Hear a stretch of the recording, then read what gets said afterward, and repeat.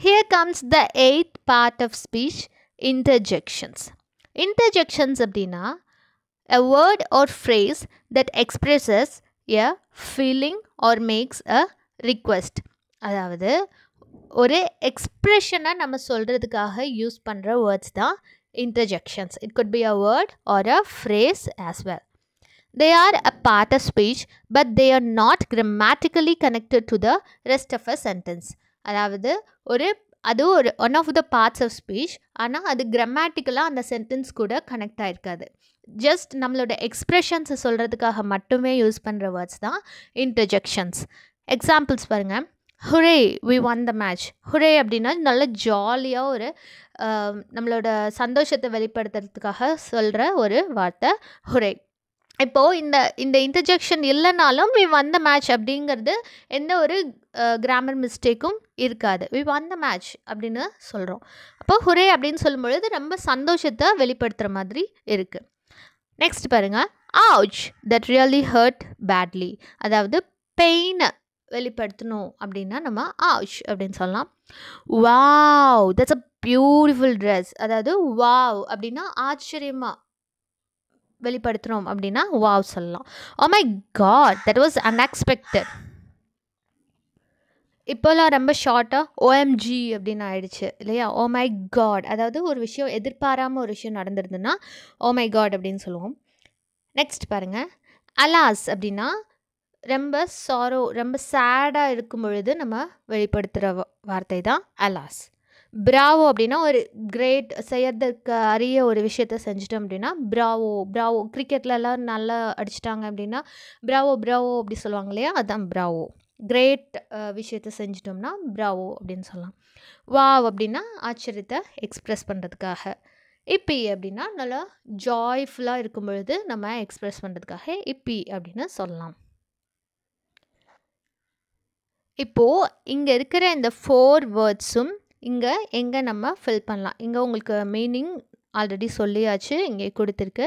இந்த 4 வேர்ட்ஸையும் இங்கே எந்த டேஷில் எந்த வேர்ட் ஃபில் பண்ணலாம் அப்படின்னு நல்லா யோசித்து பார்த்து you just answer and right your answers in the comment box. We have learned all the 8 parts of speech. Let's have a quick revision on these. Noun அப்படின்னா ஒரு வேர்டு ஒரு பர்சனையோ திங்ஸையோ பிளேஸையோ இல்லை ஒரு ஆப்ஜெக்டையோ மீன் பண்ணி வந்தது அப்படின்னா அதுதான் நம்ம நவுன் அப்படின்னு சொல்லுவோம்.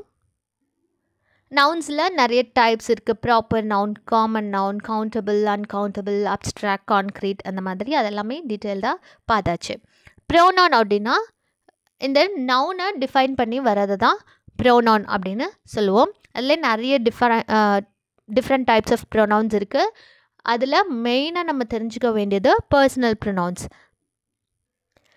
இந்த 7 I, we, you, he, she, it, they இந்த 7 ப்ரோனவுன்ஸும் ரொம்ப ரொம்ப இம்பார்ட்டண்ட். வேர்ப் அப்படின்னா ஆக்ஷன் வேர்ட்ஸ், அதாவது ஒரு ஆக்ஷனை குறிப்பிட்டது அப்படின்னா அதை தான் வேர்ப்ஸ் அப்படின்னு சொல்லுவோம். வேர்பில் 2 டைப்ஸ் இருக்குது, main verb and auxiliary verbs. Main verbs indefinite, நிறைய வேர்ப்ஸ் இருக்குது. ஆக்சிலரி வேர்ப்ஸ் 24 ஆக்சிலரி வேர்ப்ஸ் தான் இருக்குது. அட்வர்ப் அப்படின்னா வேர்பை குவாலிஃபை பண்ணி வந்துச்சுன்னா அது அட்வர்ப், அண்ட் நவுனையோ ப்ரொனவுனையோ குவாலிஃபை பண்ணி வந்துச்சுன்னா அதுதான் அட்ஜெக்டிவ். ப்ரிப்போசிஷன் அப்படின்னா ஒரு டைமையோ பிளேஸையோ இல்லை மூமெண்ட்டையோ டைரக்ஷனையோ இந்த மாதிரி சில விஷயங்களை குறிப்பிடுறதுக்காக நம்ம யூஸ் பண்ணுற வேர்ட்ஸ் தான் prepositions. To, on, in, under, above இதெல்லாமே அந்த பொசிஷன்ஸை குறிப்பிடுறதுக்காக யூஸ் பண்ணுற வார்த்தைகள் தான் ப்ரிப்போசிஷன்.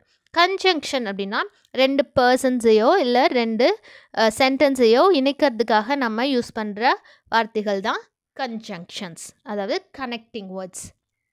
ஓகே, நெக்ஸ்ட் இன்டர்ஜெக்ஷன்ஸ் அப்படின்னா எக்ஸ்ப்ரெஷன்ஸை நம்ம குறிக்கிறதுக்காக யூஸ் பண்ணுற வேர்ட்ஸ் தான் interjections. So this is all about 8 parts of speech.